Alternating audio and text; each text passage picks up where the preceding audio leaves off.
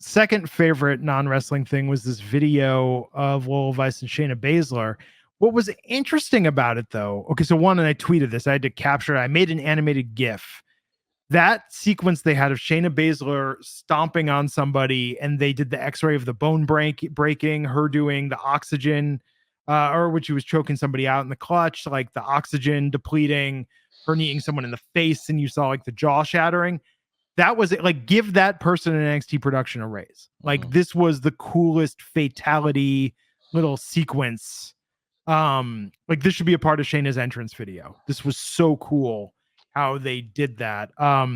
You know how they have like the Emmys and they have like the Yeah. creative Emmys and the daytime Emmys and they have Emmys for like the backstage people. I don't know what Emmys those are called. They're still Emmys. They're technical Emmys. But they're called technical Emmys. No, well, they're called Emmys, but it's an Emmy award, but you get a technical. It's a separate ceremony. Well, because like kind of how they have like the creative Emmys is like a separate ceremony. The daytime Emmys is a separate ceremony. My point is they should have like a creative technical Slammy award for whoever. Yes, for whoever. That's what I'm getting at.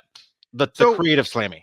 Here's my one note on what they didn't do, or if they did, I don't recall seeing it.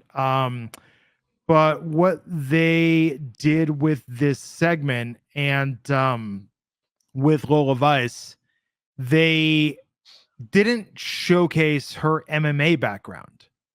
Because the thing that I think is most impressive about her, if you were like, how are we supposed to take her seriously that she's a badass when she's shaking it in the ring, go watch her fights in Bellator when she was doing the same thing, but she had headgear and gloves on and like just knocked somebody out and then was dancing.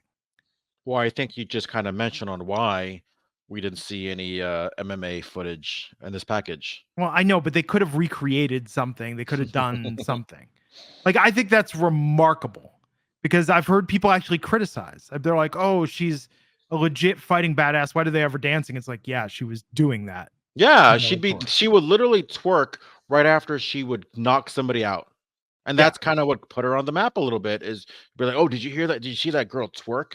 After, and that's essentially how Valerie Laredo got put on the map. There was that one map where she was like, follow me on Instagram. Yeah. After she beat somebody up. She's awesome. I'm excited for this match. I am too. Yes, for the NXT Underground match. I'm really excited to see what they do with the UFC Apex. I don't think this is all happening in the Octagon.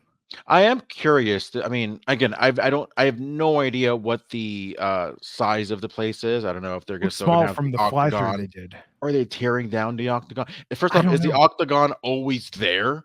I don't know. Is it ever put down? So we'll see. I mean, I think it would be kind of cool if it is still up while the ring is still up, and then it goes into the.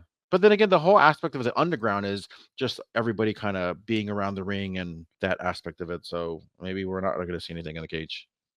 Yeah, I don't know. I got my ticket. I'll be there.